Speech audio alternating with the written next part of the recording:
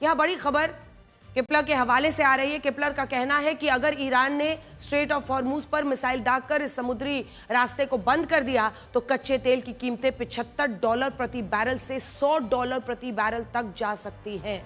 मैं आपको बड़ी स्क्रीन पर कुछ नंबर्स दिखाना चाहती हूं जिसकी आपको पहले से तैयारी कर लेनी चाहिए, क्योंकि देखिए ब्लैक एंड व्हाइट वो शो है जिसके जरिए आप भी इस युद्ध को समझकर खुद के लिए अपनी तैयारी कर सकते हैं। रॉयटर्स के मुताबिक इस युद्ध के कारण कच्चे तेल, प्राकृतिक गैसों को ले जा रहे 150 समुद्री जहाज इस वक्त यहां पर फारस की जो खाड़ी है उसमें अटक गए हैं।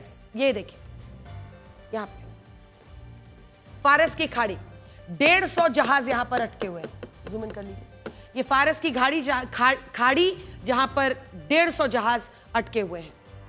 स्ट्रेट ऑफ हॉर्मुज हम लगातार आपको बता रहे हैं, तो वहां पर भी लिए चलते हैं। ऊपर ईरान है, आप देख रहे हैं, इसीलिए हम लोग बार बार कह रहे हैं कि ईरान यहां पर, ये जो यहां पर तो खाड़ी है फारस की खाड़ी, उधर ओमान की खाड़ी, बीच में जो ये रास्ता है ना, ये जो सकरा हुआ रास्ता है पानी का, ये इसी को ब्लॉक करने की नीयत स्ट्रेट ऑफ हॉर्मुज, और यहीं से अगर प्रभावित होता है तो फिर कैसे होगा पूरा तेल का व्यापार, तेल का रूट।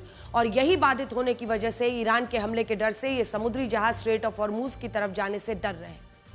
इन जहाजों को लग रहा है, जो फारस की खाड़ी में इस वक्त भी पार्क्ड है, कि अगर हम स्ट्रेट ऑफ हॉर्मुज से आगे बढ़े तो ईरान हम पर हमला कर सकता है। ईरान वैसे ही वहां कोनारक पोर्ट पर इस वक्त हमला कर चुका है, और इस वजह से ये माना जा रहा है कि फारस की खाड़ी से अगर ये जहाज आगे जाते हैं तो इस तरह के हमले हो सकते हैं, और इसके कारण कच्चे तेल, प्राकृतिक गैसों की आपूर्ति पर बड़ा असर पड़ता हुआ भी दिख रहा है। देखिए ये जो वहां पर पोर्ट्स हैं, चाबहार पोर्ट, उस पर तो कोई हमला नहीं हुआ है, लेकिन वहीं पर एक कोनारक पोर्ट भी है जो ईरान का है, जिस पर पहले ही इजराइल और अमेरिका के हमले में कुछ जहाज नष्ट हो चुके हैं।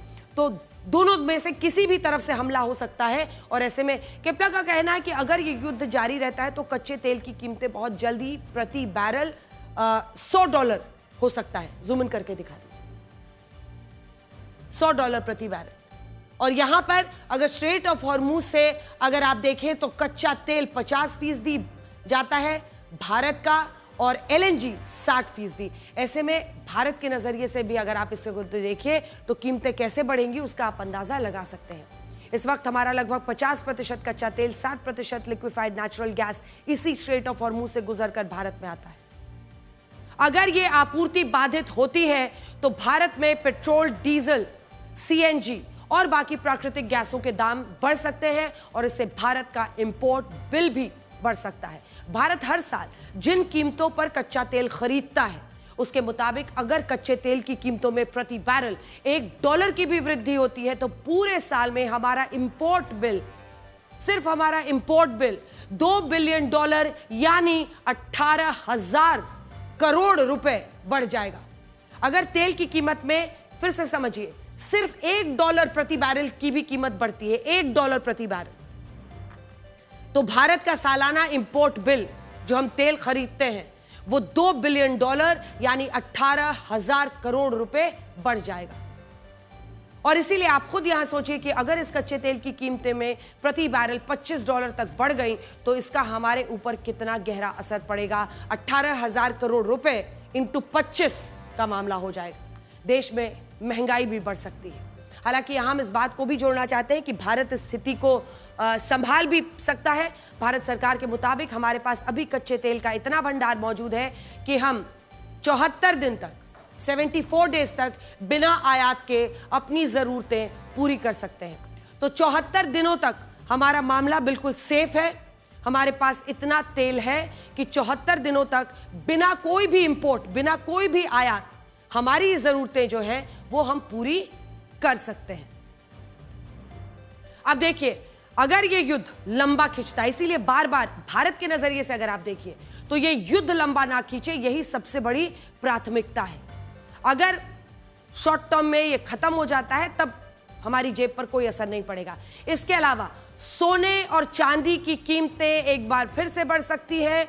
अगर युद्ध के कारण शेयर बाजार नीचे आता है तो बहुत जल्द 10 ग्राम सोने की कीमत 2 लाख रुपए तक पहुंच जाएगी। ये देखिए, फिलहाल अगर आप देखिए ये कीमत पहुंच सकती है।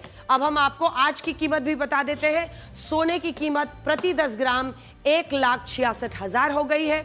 वहीं पर अगर आप चांदी की कीमतें देखेंगे तो चांदी की कीमत 2,87,000 रुपए प्रति किलो पहुंच गई है और चांदी की कीमतें वापस से 3 से 4 लाख रुपए प्रति किलो पर पहुंच सकती हैं।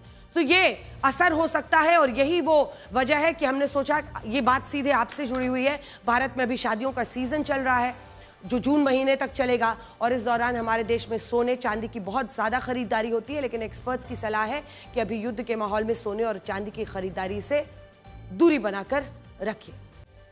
इस युद्ध में ईरान कब तक टिकेगा ये देखना है। जिस तरह से 11 देश उसके खिलाफ खड़े हो गए हैं और उस पर भीषण हमले हो रहे हैं, ये ईरान वर्सेस 11 हो रहा है और इसमें अगर आप फ्रांस, जर्मनी और इंग्लैंड के रुख को देख लीजिए तो ये ईरान वर्सेस 15 का मामला हो गया है।